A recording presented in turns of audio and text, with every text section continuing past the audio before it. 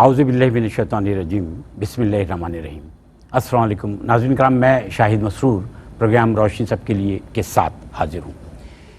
اللہ تعالیٰ نے قرآن حکیم کی حفاظت کا ذمہ خود لیا اور اس کو ہمیشہ کے لیے، اس کلام کو ہمیشہ کے لیے اس دنیا میں اتارا گیا، یعنی یہ ہمیشہ رہنے والا کلام ہے۔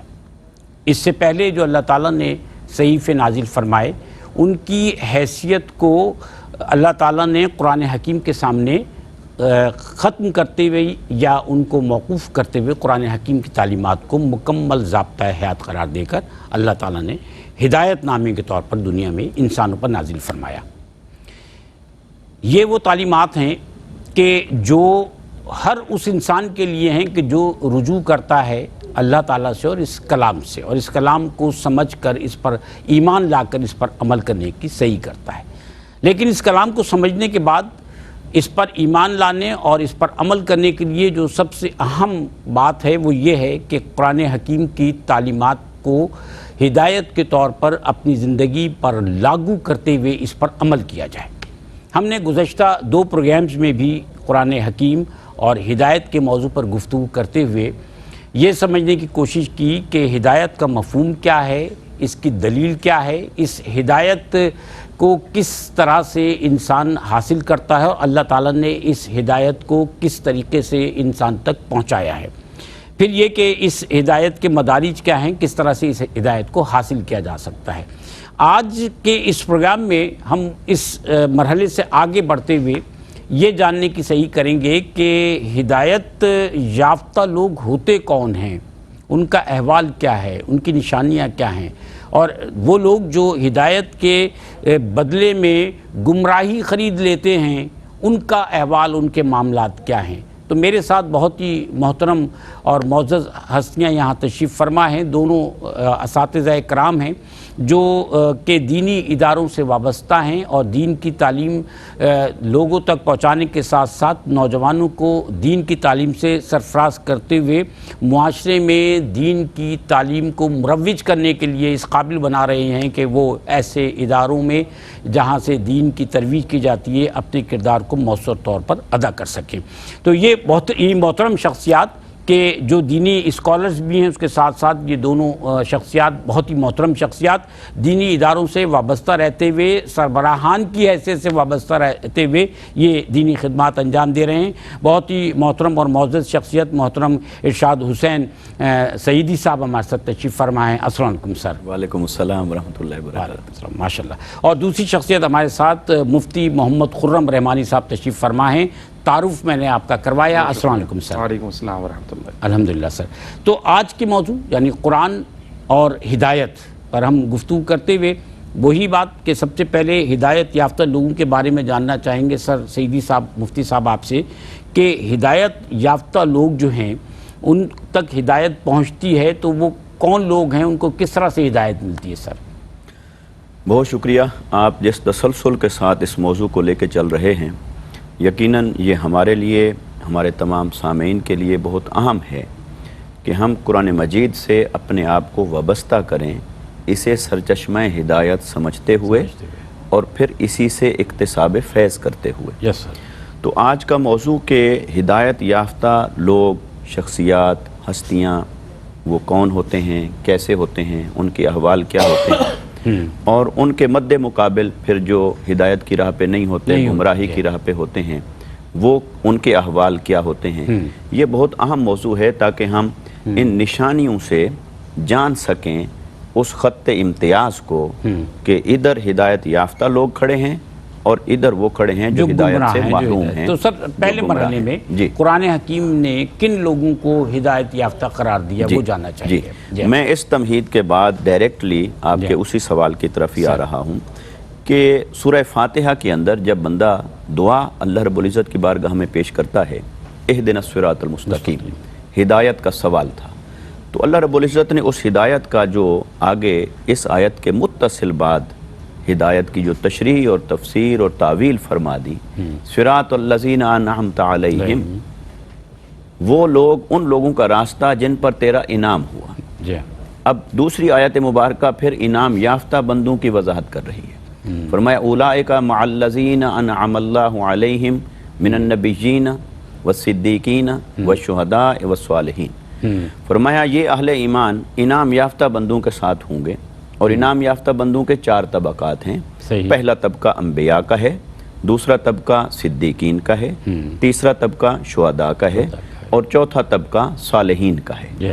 اب اگر اس آیت مبارکہ اور سورہ فاتحہ کی اس دعا کو ملائیں کہ باری تعالیٰ ہدایت عطا فرما اور اپنے انعام یافتہ بندوں کی راہ نصیب فرما. اب انعام یافتہ بندے یہ 4 ہو گئے. اس سے یہ نقطہ اخذ ہوتا ہے کہ ہدایت اللہ رب العزت نے جب بھی نازل فرمائی اس ہدایت کو اس نے ہمیشہ مشخص فرمایا ہے. ہدایت ہمیشہ مشخص ہو کے آئی ہے، کیونکہ انبیاء کرام ہی ہدایت یافتہ شخصیات تھیں. وہی تھے ہدایت کے علم بردار تھے، ہدایت کی راہ دکھانے والے تھے، ہدایت کا پیکر تھے، ہدایت بانٹنے والے تھے، ہدایت تقسیم فرمانے والے تھے. تو لہٰذا انبیاء کرام ہی پہلا طبقہ ہوا. تو ہدایت کو اللہ رب العزت نے مشخص بنایا ہے. اب انبیاء کرام کے بعد پھر جتنے بھی لوگ ہیں وہ ہادی کے درجے پر ہوں گے، مگر وہ ہادی کے درجے پر ہوں گے ان قیود اور شرائط کے ساتھ جنہیں قرآن مجید بیان کر رہا ہے. انبیاء کرام کی شان یہ ہے کہ وہ مطلقاً ہادی ہیں. ان کا نبی ہونا ہی اس بات کی دلیل ہے کہ یہ ہادی ہیں، اور وہ ہادی کے درجے پہ ہیں. اور وہ ہادی کے درجے پر ہیں. وَلِكُلِّ قَوْمٍ هَادٍ، اللہ رب العزت نے فرمایا میں نے ہر قوم میں ایک ہدایت دینے والا بھیجا، ایک ہادی بھیجا. اور پھر فرمایا کہ پھر اللہ تعالیٰ جسے ہدایت عطا فرمائے پھر وہی مہتد ہوگا، وہی ہدایت یافتہ ہوگا. تو انبیاء کرام تو ہدایت کا سرچشمہ ہوتے ہیں، لیکن انبیاء کرام کے پھر پیروکار ان کے 3 طبقات جو قرآن نے بیان کیے، صدیقین، شہداء، صالحین، یہ جو تینوں طبقات ہیں، ان تینوں طبقات کا ہادی ہونا وہ مشروط ہے اس تمام کرائیٹیریے کے ساتھ جو ہمیں سنت رسول صلی اللہ علیہ وسلم سے عطا ہوا اور جو ہمیں قرآن مجید سے عطا ہوا. جو اس کرائیٹیریے پر پورا اترتا رہے گا وہ ہمارے لیے ہادی ہوگا، وہ ہمارے لیے مرشد ہوگا. ہم اس کو ہم اسے آئیڈیالائز کریں گے، وہ ہمارے لیے ایک رول ماڈل ہوگا ہدایت کا. لیکن اس کے باوجود بھی اس کے ہر عمل کو، ہر قول کو، ہر فعل کو کسوٹی کے طور پر جب بھی پرکھنا ہوگا تو ہمیں قرآن کی طرف رجوع کرنا ہوگا، ہمیں سنت رسول صلی اللہ علیہ وسلم کی طرف رجوع کرنا ہوگا. جو ان احوال کے اوپر پورا اترے گا وہ ہادی ہے، اور جن ان احوال، نشانیوں اور علامات پر پورا نہیں اترے گا تو وہ بحیثیت انسان کسی سے خطا ہو سکتی ہے. لہٰذا اللہ رب العزت نے ہدایت کو مشخص فرمایا، لیکن انبیاء کے بعد ہر ایک کے ہادی ہونے کے لیے پھر کرائیٹیریا اور سٹینڈرڈ اپنے نبی کی سنت اور سیرت کو بنایا اور کتاب اللہ کو بنایا. کیا بات ہے ماشاءاللہ. تو سر مفتی رحمانی صاحب، یہ تو وضاحت ہوئی کہ وہ لوگ جن کو ہدایت یافتہ قرآن حکیم نے قرار دیا انبیاء علیہ السلام تو ہیں ہی، اس کے بعد پھر صدیقین ہیں، شہداء ہیں، اور پھر صالحین ہیں. آپ صلی اللہ علیہ وسلم نے بھی جہاں دعا فرمائی صالحین کے لیے بھی اللہ تعالیٰ سے پھر دعا فرمائی. اب صالحین میں تو وہ سارے لوگ ہیں جو ہدایت کے راستے پر چل رہے ہیں. دنیا میں انسان، آج کے دور کے انسان جو ہیں ان میں صالحین بھی موجود ہیں اور گمراہ لوگ بھی موجود ہیں، اور وہ لوگ بھی ہیں کہ جو اس کے بیچ کے طبقے میں آتے ہیں. کیا نشانیاں ہیں ہدایت یافتہ لوگوں کی؟ ان کا احوال کیا ہے؟ کس طرح شناخت ہو سکتی ہے؟ کس طرح ہم سمجھ سکتے ہیں؟ بسم اللہ الرحمن الرحیم والصلاة والسلام علی رسولہ الکریم، اما بعد. چونکہ ہم قرآن کے ساتھ ہدایت کا ایک ربط بیان کر رہے ہیں، جی اور آپ یوں سمجھ لیے کہ اس کی اصل جو بنیاد ہے وہ ہے ایمان. بلا شبہ. اور ایمان کا بیج جب دل کے اندر لگتا ہے تو پھر اس کے اثرات ظاہر ہوتے ہیں. یعنی جب حضور علیہ الصلوۃ والسلام پر ایمان لے کر آ گئے اور اسلام کو قبول کیا تو قبول اسلام کے بعد جو اس کا ثمرہ ہے، اللہ سبحانہ و تعالی نے ارشاد فرمایا آمنوا وعملوا الصالحات. ایمان تو لے آئے، اب ایمان کے تقاضے پورے کرو. وہ ایمان کے تقاضے کیا ہیں؟ کہا وہ اعمال صالحہ ہیں. یعنی ہر اچھا کام جنہیں اعمال صالحہ قرآن مجید نے کہا، وہ ایمان لانے کے بعد ایمان کی تقاضا ہے کہ اب اعمال صالحہ کیا جائے، یعنی اس ایمان کا اثر تمہاری ذات کے اندر نظر آنا چاہیے۔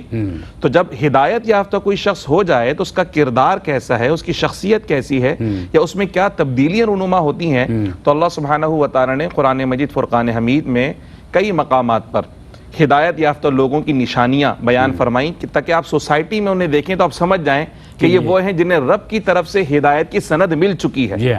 ایک تو سورہ بقرہ کے آغاز میں ہے، اللہ سبحانہ و تعالی نے ارشاد فرمایا کہ الذین یؤمنون بالغیب ویقیمون الصلاۃ ومما رزقناہم ینفقون، کہ جو نماز قائم کرتے ہیں، جو غیب پر ایمان رکھتے ہیں، جو اللہ نے مال دیا اس میں سے اللہ کی راہ میں خرچ کرتے ہیں، والذین یؤمنون بما انزل الیک وما انزل من قبلک، اور جو آپ پر نازل ہونے والی کتاب پر بھی ایمان رکھتے ہیں اور پہلے جو اللہ نے کتابیں نازل فرمائی اس پر بھی ایمان لے کر آتے ہیں، وَبِالْآخِرَةِ هُمْ يُوقِنُونَ، اور آخرت کے معاملے میں پختہ یقین رکھتے ہیں، فرمایا اولئک علی ھدی من ربہم واولئک ھم المفلحون۔ پھر یہی وہ لوگ ہیں جو اپنے رب کی طرف سے ہدایت کی راہ پر بھی ہیں، اور چونکہ ہدایت کی راہ پر ہیں تو کامیاب بھی انہی کو ہونا ہے۔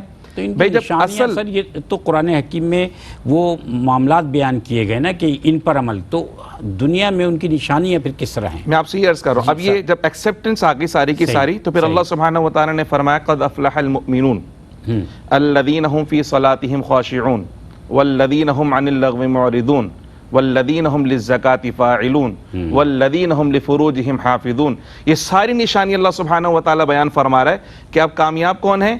آپ کو نظر ایسا آئے گا کہ جب وہ نمازیں پڑھے گا تو صرف ٹھوکریں نہیں مارے گا، کیا بات، بلکہ اس کے سجدے ایسے ہوں گے کہ اللہ سبحانہ و تعالیٰ کی بارگاہ میں خشوع و خضوع کا پیکر بن کر وہ نمازیں ادا کرے گا۔ پھر اس کی نمازوں کی کیفیت وہ ہوگی کہ سیدنا علی کرم اللہ تعالیٰ وجہہ الکریم، ان کی پنڈلی میں جب تیر پیوست ہو گیا تو نکالا نہیں جا رہا تھا، تکلیف تھی، حضور نے فرمایا جب یہ نماز پڑھے اور سجدے کی حالت میں ہو تو تیر نکال لینا۔ کیا بات، تو وہ کیفیت ہے کہ تکلیف کا اندازہ نہ ہو۔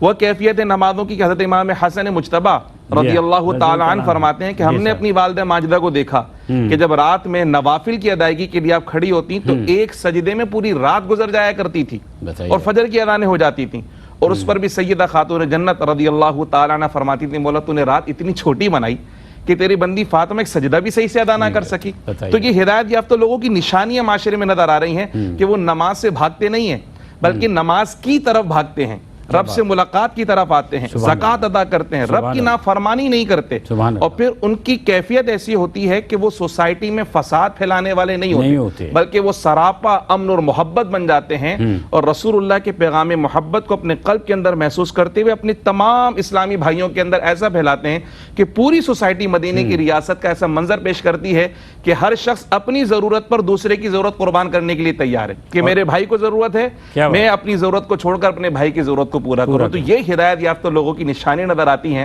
رسول اللہ صلی اللہ علیہ وسلم کی کامل اتباع کی نشانی نظر آتی ہیں کہ اپنا ہر عمل سنت رسول کے مطابق ڈھال لیا۔ کیا بات ہے، اور پھر کہا نا کہ وہ کہ جن کو دیکھ کر اللہ یاد آ جائے، سبحان اللہ، کیا بات ہے۔ سر وہ لوگ متوازی طور پر دونوں کا تذکرہ ہے نا، ایک تو وہ کہ جنہوں نے ہدایت حاصل کی وہ کون لوگ ہیں اور وہ ان کی نشانیاں کیا ہیں، ہم نے اس پہ بات کی۔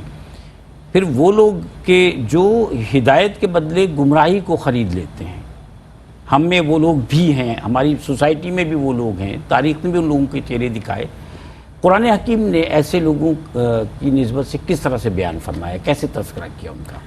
جی بہت شکریہ۔ قرآن مجید نے یہ ایک ایسے سمجھیں ٹرم ہے، ایک ایسی اصطلاح استعمال کی جس کو کئی مقامات پر استعمال فرمایا۔ جی سر، کہ کچھ نشانیاں بیان کرنے کے بعد جس کا بھی ہم تذکرہ کریں گے کہ یہ لوگ ہیں کہ یہ ایسے ہے کہ جیسے انہوں نے ہدایت کے بدلے میں گمراہی کو خرید لیا ہو، کہ ان کے سامنے دو راستے تھے، ہدایت کی راہ پہ چلنا اور گمراہی کی راہ پہ چلنا، تو انہوں نے ہدایت کے راستے کو چھوڑ کر گمراہی کا راستہ اختیار کر لیا۔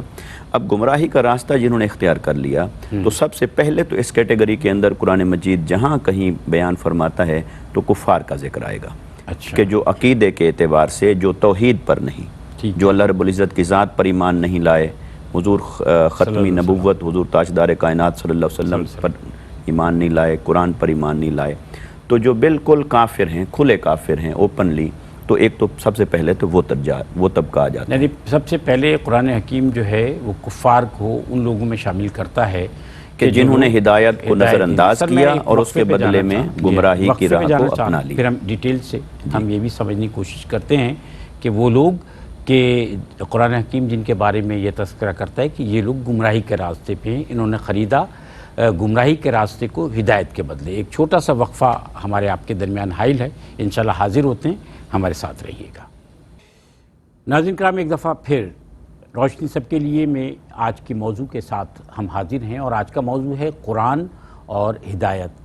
انسان کو اللہ تعالیٰ نے شعور اسی لیے عطا فرمایا کہ اللہ تعالیٰ کی طرف سے بخشی ہوئی ہدایت کو سمجھ کر انسان اپنی زندگی کو سوار کر سکے اور زندگی کے اصل مقصد کو سمجھ سکے کہ زندگی گزارنے کے لیے اللہ تعالیٰ نے جب یہاں بھیجا ہے تو ایک بہت بڑی ذمہ داری کے ساتھ انسان کو بھیجا ہے، اور وہ یہ ذمہ داری ہے کہ انسان کو اللہ تعالیٰ نے اپنا خلیفہ یا اپنا نائب بنا کر اس کائنات کو تخلیق فرمایا اور تشکیل کے لیے انسان کو اس دنیا میں بھیجا، اور باقاعدہ ایک ہدایت تامہ انسان کو تفویض فرمایا، یا اللہ تعالیٰ نے وحی کی شکل میں انبیاء علیہ السلام پر یا آپ صلی اللہ علیہ وسلم پر جو قرآن حکیم کا نزول ہوا اس کے ذریعے زندگی گزارنے کا ضابطہ دیا۔ اس میں ہم نے مختلف سوالات کے ذریعے سمجھنے کی صحیح کی ہے کہ ہدایت کو ہم اپنی زندگی کا حصہ کیسے بنا سکتے ہیں۔ وقفے پہ جب ہم گئے تو محترم مفتی ارشاد حسین سعیدی صاحب ہمیں یہ بتا رہے تھے کہ ہدایت حاصل کرنے کے بعد انسان جو ہے اس کو جو ہدایت حاصل کر رہے ہوتے ہیں ان میں وہ لوگ جو ہدایت کے بدلے گمراہی حاصل کر لیتے ہیں، وہ لوگ جو ان کا تذکرہ قرآن حکیم کس طرح سے کر رہا ہے۔ جی، میں یہ عرض کر رہا تھا کہ ہدایت یافتہ لوگ اور دوسری طرف وہ لوگ کہ جنہوں نے ہدایت کو ترک کر دیا اور گمراہی کو ایڈاپٹ کر لیا، اپنا لیا۔ تو یہ کون لوگ ہیں؟ اس میں سب سے پہلا طبقہ تو آتا ہے کفار کا، کہ جو اللہ کی توحید پر قائم نہیں، ایمان پر قائم نہیں، آخرت پر ایمان نہیں رکھتے اور آقا علیہ السلام کی نبوت پر ایمان نہیں لائے، تو یہ کفار کا طبقہ ہو گیا۔ ٹھیک ہے۔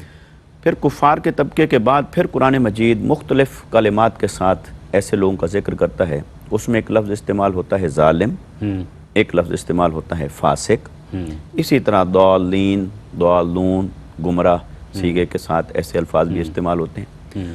تو یہ ظالم، فاسق، یہ بھی وہ لوگ ہیں کہ جنہوں نے کلمہ تو پڑھ لیا، اچھا، مگر پھر اس کے بعد اس کے جتنے تقاضے بنتے تھے عملی زندگی کے ان کو پورا نہیں کیا، لہٰذا انہوں نے بھی جانتے بوجھتے کہ حق یہ ہے، ہدایت یہ ہے، لیکن اس کو ترک کر کے پھر گمراہی کی راہ کو اختیار کر لیا، پھر اللہ کی ناراضگی کی راہ کو اختیار کر لیا۔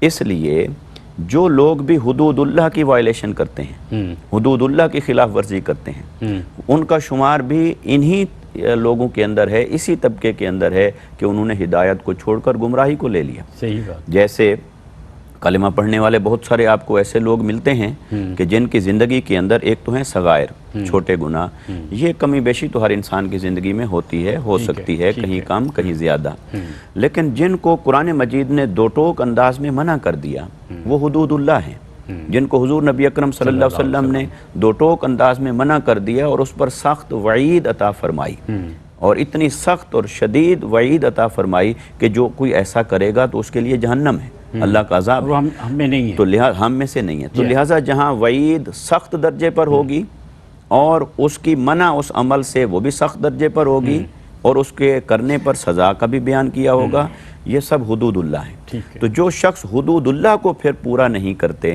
مثال کے طور پر اگر ہم دیکھیں تو جیسے اللہ رب العزت نے نکاح کو ہمارے لیے جائز راستہ رکھا، پھر اس کے مخالف سمت جو کھڑا ہوگا یہ حدود اللہ کی خلاف ورزی ہے، چاہے مرد ہے یا عورت ہے۔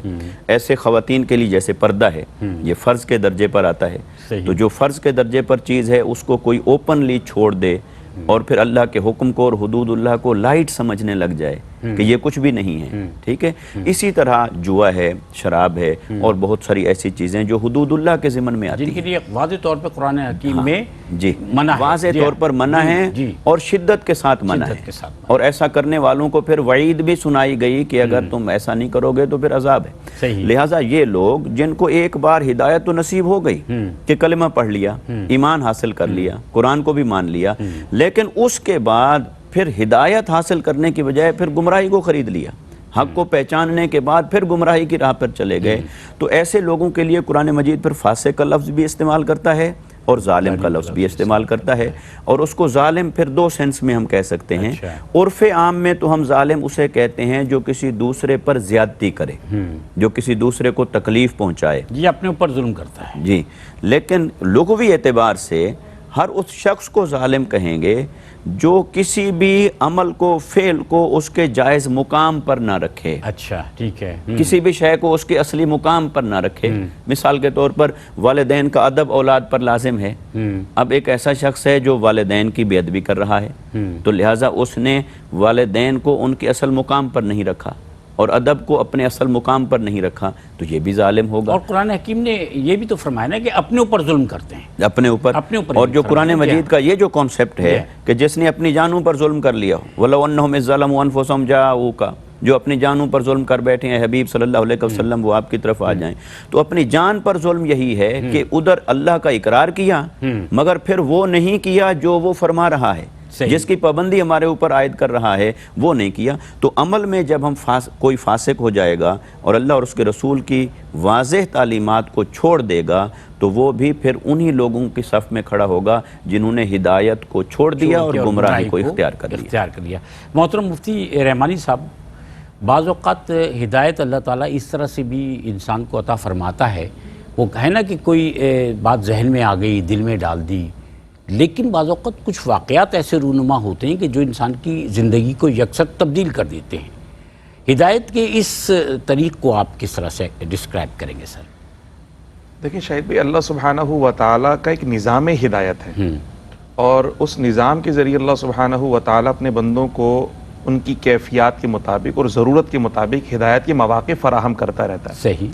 اس نظام ہدایت میں نبیوں کا آنا بھی ہے، اس نظام ہدایت میں کتابوں کا نازل کرنا بھی ہے، اس نظام ہدایت میں اس طرح کے واقعات کا رونما ہونا بھی ہے، اور اسی نظام ہدایت میں خوابوں کا آنا بھی ہے۔ اچھا، یہ ایک اور پہلو بھی ہے، خواب بھی آتے ہیں، اور وہ ہم کہتے ہیں نا استخارہ بھی انسان اللہ سے مشورہ حاصل کر لیتا ہے تو وہاں پر بھی اس کو ہدایت مل جاتی ہے۔ میں آپ کی اجازت سے ایک وقفے پہ جانا چاہتا ہوں، پھر انشاءاللہ ہم زندگی میں رونما ہونے والے ایسے واقعات کہ اللہ تعالیٰ انسان کے دل میں یا اس کی زندگی میں تبدیلی لانے کے بعد جو ہے وہ اس کو ہدایت نصیب فرماتا ہے، اس پر بھی گفتگو کریں گے قرآنی حوالے سے۔ انشاءاللہ ہمارے ساتھ رہیے گا۔ ہم ایک دفعہ پھر روشنی سب کے لیے، اور آج کا موضوع قرآن حکیم اور ہدایت۔ ہم نے وقفے پہ جانے سے پہلے محترم مفتی رحمانی صاحب سے یہ جاننے کی صحیح کی تھی کہ زندگی میں بعض ایسے واقعات رونما ہوتے ہیں، اللہ تعالیٰ کی طرف سے کچھ ایسے معاملات رونما ہوتے ہیں کسی انسان کی زندگی میں کہ اس کی زندگی میں تبدیلی آتی ہے اور وہ شخص ہدایت پا لیتا ہے، یعنی اللہ تعالیٰ اس کو اس ذریعے سے ہدایت عطا فرماتا ہے۔ سر، آپ نے اس میں خواب کا بھی تذکرہ فرمایا۔ جی بالکل۔ تو قرآن مجید فرقان حمید کے اندر بھی ہمیں اس کے نظائر ملتے ہیں، جیسے حضرت یونس علیہ السلام کا واقعہ ہے۔ جی، تو ابھی ان کی قوم پر عذاب نازل ہوا نہیں، مگر یونس علیہ السلام جو اپنی قوم سے باہر تشریف لے گئے، اس علاقے سے باہر تشریف لے گئے، تو جب قوم کو اس بات کا احساس ہوا کہ اللہ کے نبی نہیں ہیں اور عذاب کے صرف آثار ہی نمودار ہوئے، انہوں نے اللہ کی بارگاہ میں توبہ کری۔ ہدایت کا وہ ذریعہ بنا، ایک واقعہ ہدایت کا ذریعہ بنا، انہوں نے توبہ کی اور اللہ سبحانہ و تعالیٰ نے ان کو عذاب سے محفوظ فرما دیا۔ اسی طرح اگر قرآن مجید فرقان حمید میں امم سابقہ کے حالات و واقعات پڑھیں تو وہ بھی در حقیقت ہدایت کا ہی ایک ذریعہ ہے، اور اللہ تعالیٰ نے بار بار ارشاد فرمایا ان فی ذالک لعبرۃ لأولی الابصار، کہ اے اہل بصیرت، اے آنکھ والو، اے عقل مندو، تمہارے لیے اس میں عبرت اور نشانیاں ہیں کہ دیکھو ان کے ساتھ ساتھ کیا حالات و واقعات ہوئے تھے، اور پھر کس طرح انہیں عذاب دیا گیا، یا کون انعام یافتہ لوگ تھے، کس طرح انہیں انعام دیا گیا، دنیا کے اندر عزت اور فراوانی اور ان کو اکرام عطا فرمایا گیا۔ تو وہ ساری کی ساری چیزیں کیا ہے، وہ واقعات بھی ہدایت و رہنمائی کا ذریعہ بن رہے ہیں۔ اسی طرح نبی کریم رؤوف الرحیم صلی اللہ علیہ وسلم کے اصحاب کے حالات کو پڑھیں تو حضرت عمر کا قبول اسلام ایک واقعہ رونما ہوا، اور اس واقعے کے رونما ہونے سے آپ کے دل میں اسلام کی محبت، پیغمبر اسلام کی محبت، قرآن کو سنا، ایک واقعہ رونما ہوا، اور جناب حضور کی بارگاہ میں پہنچ گئے۔ اسی طرح حضور کی ہجرت کے جو واقعات ہیں اس میں سراقہ بن مالک کا واقعہ کہ وہ تو حضور کو گرفتار کرنے کے لیے آ رہا ہے، لیکن جب گھوڑے کے پیر زمین میں دھس گئے تو ایک دم سے ایک واقعہ رونما، اس نے کہا میں کوئی غلط کام کر رہا ہوں، اور اس نے اس کام سے توبہ کری اور حضور علیہ الصلوۃ والسلام سے امان کا پروانہ لکھوایا۔ اور پھر وہ ایک کافر کی جو آپ صلی اللہ علیہ وسلم کے چہرے مبارک کو دیکھنا نہیں چاہتا تھا، اللہ اکبر کبیرہ، پلٹ کر آ جاتا ہے۔ تو اس طرح کے واقعات، تو یہ مطلب قرآن کے اندر بھی ہمیں اس کے نظائر ملتے ہیں۔ حضور کی احادیث اور سیرت کے اندر بھی نظائر ملتے ہیں. اور پھر جب عمومی زندگی میں ہم دیکھیں اور ایکسپیرینس اس کو ہم ایسے کریں جیسے ہم کہیں سفر پہ جا رہے ہیں. اکثر ہم نے دیکھا ہے تو وہ ہوتا ہے کہ جب سفر میں تو دوست احباب ہیں, کچھ موج مستی چل رہی تھی اور جناب وہ سفر کے دوران پھر ایک دم سے دیکھا کسی گاڑی کے ساتھ کوئی حادثہ ہوا ہے, کوئی ایکسیڈنٹ ہوا, تو فوراً سارا کا سارا وہ موج مستی کا اثر ختم ہو جاتا ہے اور فوراً زبان پہ انا للہ و انا الیہ راجعون استغفر اللہ ربی من کل ذنب واتوب الیہ, تو وہ کیفیت ایک دم تبدیل ہو جاتی ہے. اسی طرح بہت ساری زندگی میں ہم دیکھتے ہیں کہ ظالم اور جابر لوگ ہیں جو اللہ کی مخلوق پر رعونت اختیار کرتے ہوئے فرعون زمانہ بنے بیٹھے ہیں, اور پھر جب ان کے بڑھاپے کا وقت ہے یا ان کی طاقت کے زوال کا وقت آتا ہے تو پوری دنیا کے لیے وہ ذلت اور رسوائی کا استعارہ بن کر سامنے آ جاتے ہیں. لوگ بولتے ہیں کہ یار اگر طاقت ملے تو ایسا نہ کرنا.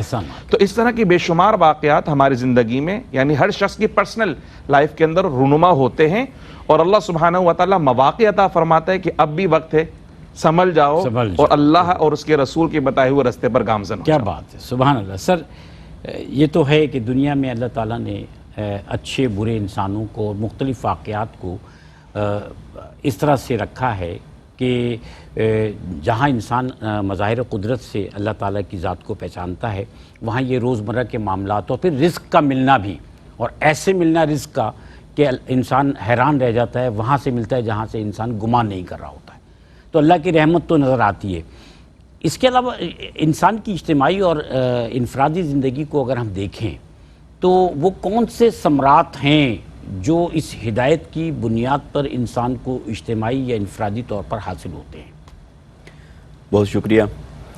پچھلی بات کے تسلسل میں اگلے سوال کی طرف آتا ہوں کہ اللہ رب العزت نے ارشاد فرمایا سنریہم آیاتنا فی الآفاق وفی انفسہم حتی یتبین لہم انہ الحق, کہ میں تمہیں نشانیاں دکھاؤں گا, دکھاتا رہوں گا آفاق کے اندر بھی, خود تمہارے اپنے اندر بھی, اور وہ نشانیاں ظاہر ہوتی رہیں گی, تمہیں جھنجھوڑتی رہیں گی, تمہیں میری طرف متوجہ کرتی رہیں گی, اور پھر ایک دن آخری وہ آئے گا کہ جب ساری کائنات پر یہ آشکار ہو جائے گا وہی ہے اور وہی حق ہے, وہی رہے گا. تو لہٰذا جتنے واقعات رونما ہوتے ہیں یہ اللہ رب العزت کی رحمت ہوتی ہے, کیونکہ انسان ذہنی طور پر جب کسی ایک شے کی طرف فوکس ہو جاتا ہے تو بہت ساری دائیں بائیں کی حقیقتوں کو نظر انداز کر دیتا ہے. ٹھیک ہے, اسے جھٹکا دیتی ہے قدرت, وہ جھٹکا دیتی ہے کہ وہ دائیں بائیں کچھ اور بھی دیکھے, پھر جب کچھ اور دیکھتا ہے تو اس کے نصیب میں اللہ نے ہدایت لکھی ہے, اسے ہدایت آتی ہے. اب اس کے انفرادی اور اجتماعی زندگی کے اوپر جو اثرات, جہاں تک اس سوال کا تعلق ہے, دیکھیے اللہ رب العزت نے انسان کو پیدا فرمایا ہے, انفرادی اعتبار سے بھی وہ ایک مقصد رکھتا ہے, اجتماعی اعتبار سے بھی معاشرے کا ایک مقصد ہے. انفرادی طور پر انسان کا مقصد یہ ہے کہ وہ اللہ کی معرفت کو حاصل کرے, اس کی بندگی کو حاصل کرے, اور اللہ کی عبادت اور بندگی کی راہ کو اپنائے, اور اس کی معرفت کو کما حقہ ظاہر اور باطن کے اعتبار سے پہچانے. اور اجتماعی اعتبار سے یہ ہے کہ ایک صالح معاشرہ وجود میں آئے, ایک ایسا صالح معاشرہ وجود میں آئے جس میں ہر فرد اپنی باؤنڈری کے اندر ہو, جس میں جو حقوق اور فرائض کا نظام اللہ نے عطا فرمایا ہے قرآن کی روشنی میں اور سنت نبی صلی اللہ علیہ وسلم کی روشنی میں, وہ جو چارٹر آف ہدایت ہے اس چارٹر آف ہدایت کی امپلیمنٹیشن ہو اس پوری سوسائٹی کے اوپر. لہٰذا ایک صالح معاشرہ قائم ہو. تو جب اس ہدایت کے اثرات اور ثمرات کو ہم دیکھتے ہیں تو فرد کے اندر بھی تقوی, معرفت اور صالحیت, اور معاشرے کے اندر بھی حسن اخلاق اور صالحیت اور حقوق العباد کی ادائیگی, یہ اس کے اثرات ہیں جو ہمیں نظر آنے چاہیے. اگر نہیں آ رہے تو ہمیں اس کی طرف آگے بڑھنا ہے تاکہ ہم ہدایت کے اس کلائمیکس کو حاصل کر سکیں. ماشاءاللہ, ماشاءاللہ. سر 30 سیکنڈ ہیں میرے پاس, میں چاہتا ہوں کہ آج کے موضوع کے اعتبار سے ہمارے ناظرین تک آپ اپنا پیغام یا میسیج پہنچائیے گا. آپ کا کیمرہ یہ ہے سر. دیکھیں, اللہ سبحانہ و تعالیٰ نے جس طرح ایمان کی نعمت اور ہدایت عطا فرمائی, تو جسے قبلہ مفتی صاحب نے ارشاد فرمایا اس کے اثرات اور ثمرات اسی وقت ظاہر ہوں گے عمل بھی کیا جائے اور صالحین کی صحبت بھی اختیار کی جائے. آپ دوائی کھائیں لیکن پرہیز نہ کریں تو دوا اثر نہیں کرتی. تو آپ ہدایت کے رستے پر چلیں, اور اللہ اور اس کے رسول نے جو چیزیں حرام کر دی ہیں یا جن امور سے منع فرمایا ان سے اجتناب کرتے رہیں, تو انشاءاللہ آپ کو اس کے ثمرات بھی ملیں گے اور روحانی ترقی اور بڑھوتری بھی ہوگی. ماشاءاللہ. محترم مفتی محمد خرم رحمانی صاحب, آپ کا بھی شکریہ, اور محترم ارشاد حسین سعیدی صاحب, آپ کا بہت شکریہ. ناظرین کرام, زندگی اللہ تعالیٰ کو انسان نے عطا فرمائی ہے, اس زندگی کے بہت سارے ایسے راز ہیں کہ جو انسان پر خود منکشف نہیں ہیں، اور اس زندگی کے ساتھ ساتھ اللہ تعالیٰ نے انسان کو زندگی گزارنے کا طریق بھی بتا دیا ہے، اور یہ بھی بتا دیا ہے کہ یہ دنیا جس کی زندگی میں نے تمہیں عطا کی ہے، اس دنیاوی زندگی کے بعد اس کے اعمال کی بنیاد پر میں تمہیں صلہ دوں گا۔ اگر تم اچھے اعمال کرو گے تو اچھا، اور برے اعمال کرو گے تو برا، کیونکہ میرے سامنے تمہیں آنا۔ یہ بالکل واضح باتیں ہیں، اور قرآن حکیم میں یہی ہدایت ہے جو موجود ہے۔ تو قرآن حکیم کو طاق میں سجانے کی بجائے قرآن حکیم کی تعلیمات سے اپنی زندگی کو سجا لیجئے کہ اللہ تعالیٰ نے اس آفاقی کتاب میں، کلام میں ہمارے آپ کے لیے صرف فائدہ ہی فائدہ رکھا ہے، اگر ہم اس کو سمجھ کر اس پر عمل کریں۔ اپنی بہت ساری دعاؤں میں یاد رکھیے گا۔ اللہ حافظ۔